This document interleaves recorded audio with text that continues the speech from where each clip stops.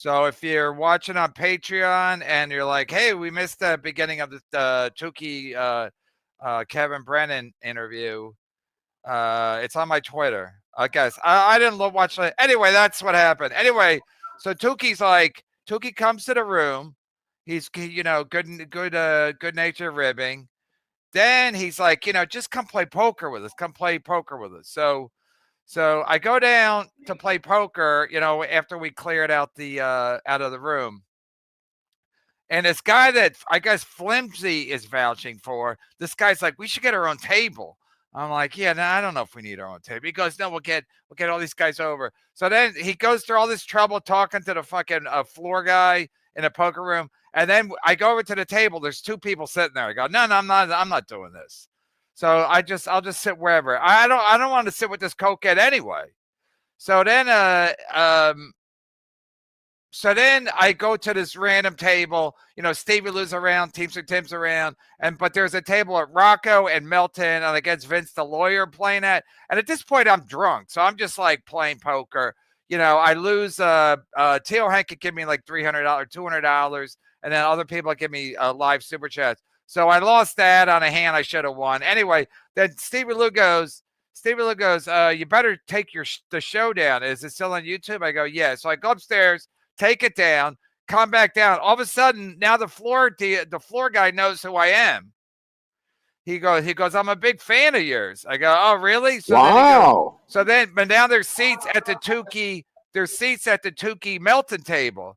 So, and there's a seat right between Melton and Tukey. And I'm like, I'm not sitting there because I know that's what Melton wants. Because Melton wants everybody to think that the whole thing's a work. So he wants to do what happened last time when he took a picture of me when I was sitting there eating my fucking chicken over rice with the Bentleys. So I'm like, I'm not sitting next to Melton. But because I sat on the other end, but it was late and I couldn't see. I couldn't, like, when they did the flop for Texas Hold'em, I couldn't really see because between my glasses and whatever.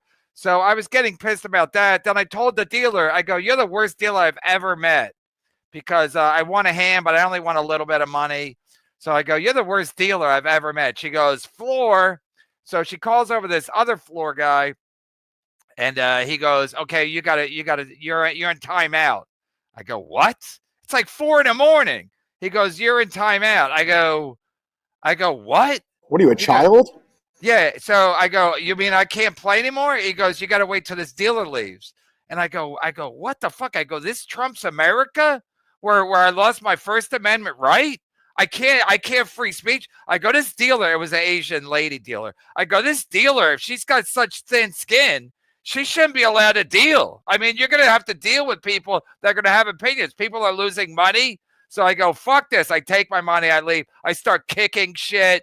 Another floor guy has to like escort. I think the first floor guy, the guy who's a fan, was a young black guy. He seemed cool. And so I think he was kind of escorting me out, but then security showed up. And at that point, I'm hammered. At that point, I want to leave. I don't want to play with Melton and Tukey anyway, because I was doing Tukey a favor. I'd rather just play at my own table and just with strangers. I don't want to sit there with Melton and then Melton's such a piece of shit. I go, hey, Melton, I grossed $1,900 in super chats. And Melton goes, so did I. And I'm like, no matter what I would have said to Melton, he would have been like, yeah, I did too. Melton is the comic book guy from The Simpsons. Everybody hates him. And he's arrogant. He's sanctimonious. All bad things. He's a know-it-all. He's a know-it-all. Yeah, he's always doing better than everybody else. And he has a hunchback, just like a comic book guy. So then they throw me out. I mean, I want to leave anyway. I'm done. So I played poker with Tukey for 10 minutes, and then however long I played, then I'm like, I'm getting the fuck out. So then I go into the elevator, and you gotta be passed in. You gotta kind of whatever your card. You gotta scan your card. Yeah, you gotta scan your card. So I scan my card, and I'm in the elevator by myself. And so this young Asian woman, gets on the elevator, and she's like, "Hi." Oh, Misohone. Yeah, she doesn't hit a floor. So I'm like, oh, I know what's happening. So I'm like, oh, hi, how are you? So then when I get to my floor, 43 floor, I don't want to dox it, but I get up my floor. She's she goes after you. No, I go after you because now she's got to, because the elevator's in the middle, so she has to kind of figure out which way I'm going. Because if I go first, she's going to follow me. And again, if I had won money, who knows what would happen? Anyway, so she takes a right, I take a left, I go in my room, and like 5 minutes later, Teamster Tim and Stevie Lou come into my room. And I told Stevie Lou's story about the lady on the elevator. He goes, "It'd be great if you were in here with some lady." And Stevie Lou and Teamster Tim walk in, and Teamster Tim he's like, "Where's my wallet?" But imagine if some Asian lady was in there and we were accusing her of stealing Teamster Tim's wallet. Anyway, allegedly Teamster Tim lost his wallet in my room. I don't know what happened. Then he called Lady KB.